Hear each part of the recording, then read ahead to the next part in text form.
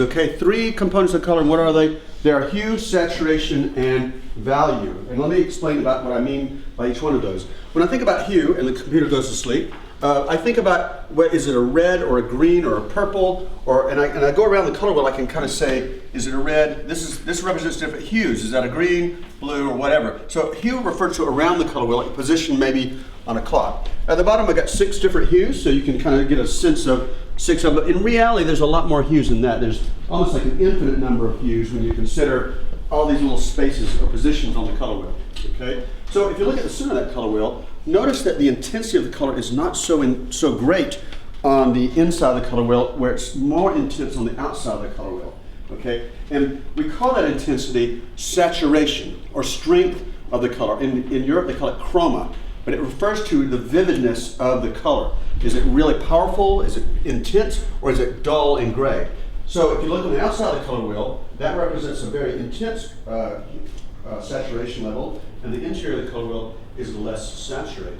Okay. So at the bottom, you can kind of see here some different levels of saturation. I just pretty much took a chunk out of this one and slid over here so you can see, in this case it's just blue, a gradation between intense saturation and less saturation, high saturation, low saturation. Okay. So, but if you notice this color wheel is missing some things. It's devoid of certain things that we might need to represent the world of color. For instance, there's no brown represented here.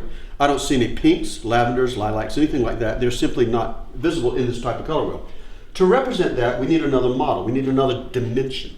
And the other dimension we choose would be to take this color wheel and do a lighter and darker version of it and stack them up. So what I mean by that is I've taken that color wheel, it's going to let me do that, and I've got a stack of them here. You can see when I spread that stack out, I get this spread of color wheels where we've got dark ones at the bottom and light ones at the top. Okay, so the light ones at the top, you can certainly find your pinks, and you can certainly find your browns down at the bottom. Okay, so brown would be represented in a darker version of orange usually. So, and actually, you can't see it from there, but they're actually mapped out. I've actually written the names of the color on the wheel here. So for instance, down here, sepia would be in that spot right there. You know, I think I could zoom in on this so you can see a little better. All right, let's zoom in a little bit so you can kind of see what I'm talking about. That's my imitation of a Canadian. Okay, so sepia would be right there. Burnt umber would be right up there. Burnt sienna is a hot color. It's a little bit lighter, but it's up in there, so a really strong orange. But notice that sepia is kind of inside the color wheel. That means it's not so intense. It's not out on the outside of the color wheel. It's kind of in between the outside and the inside. It's a grayer brown. It's also down a little bit lower, which is toward the yellow side of the brown. Okay, so when you're thinking about sepia, you're picking up a color that's not so intense as, say, a burnt sienna or a burnt umber. Burnt umber is a little bit on the red side, a little bit more intense. The most intense brown or dark color would be the burnt sienna. Okay, so these colors are represented, I'm trying to cover the whole spectrum here, but when I stack them up, you can see they make a nice little stack right here, like pancakes, and I can represent color in that third dimension, if you will. Cleaning out the guns, paint should be going around. I need 3 drops, maybe 4 drops, that's about it, okay? So I've got my airbrush ready. I'm gonna go ahead and commit some paint to this area. I kind of sketched out a little edge right there. I'm gonna put my hand right here and I'm gonna go ahead and spray, okay? Spray right here, just freehanding it in there. Now I'm just gonna loosely spray that in there. Trash, there might be a few pieces of trash or something like that in there. I'm gonna take the blade and just kind of push those out. It's leaving a little white spot in there, but I don't mind that. That's actually gonna help it as I pull a few highlights out of there like that.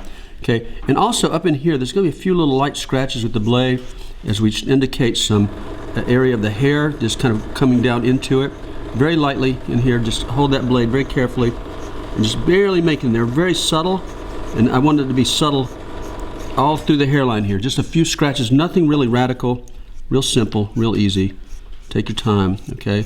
That'll break that up. If you got some smudges or smears like that, this will help alleviate that problem, okay? So once I've done that, I'm ready to come back and commit more paint to my situation here. You're just laying paint in here like this, okay? Just lay it in there like that, coming in here like that, and fading, gradually fading from center over gradually lighter and lighter as I get away from the center line, okay? And we're pushing over here to this side. Quite easy, actually, okay? All right. Do you feel better about it? Let me check. Yes, okay, I do. Good. I've got a more defined edge right here. I'm gonna put my thumb in there and make that more of a hard edge in there, okay? Get right up to it. It's a more solid edge than I had it. Okay, so pretty solid edge, so I'm gonna get right up to it. And I'm also gonna fade this out a little more. Send it that way. It's more paint on it than you would imagine, okay? But you don't want to go too dark. You want to be conservative about it. I'm going to flip it.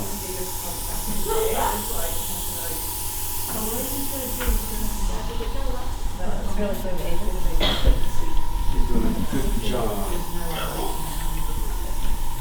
I just think you can drink coffee. I think that's happiness, isn't it? That's why I am. Just pure happiness. No, as good as I ever said. Well, that's true. That's my nose. Alright guys, we're still working. Near the end of the day, but I'd like to at least get the other eye in there. That's the other eye. That's where I'm going to go next. Very good. Oh well. You know how they built this Must be a custom stand. It is. Awesome. Okay. Yeah, I like it. It's made it up. It's looking up. I found my nose. It's a good idea. It's a little bit about that one. Oh, I Good should have. idea though. I've used enough of your stuff. I'll probably wreck that too. Probably pull a nostril off it or something. Oh well. Yeah. Such as like.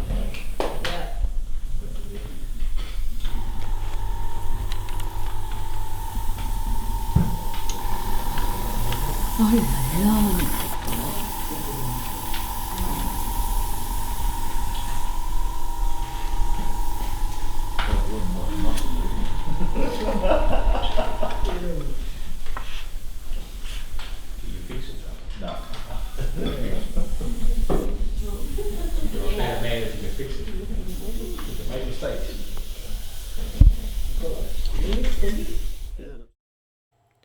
So I hope you enjoyed that video and you found it helpful. If you like our content, feel free to be part of our community. Hit subscribe, tap on that bell icon, and that'll notify you every time we put out new content. Until next time, go grab that airbrush and do some amazing artwork, and we will see you again very, very soon. Bye for now.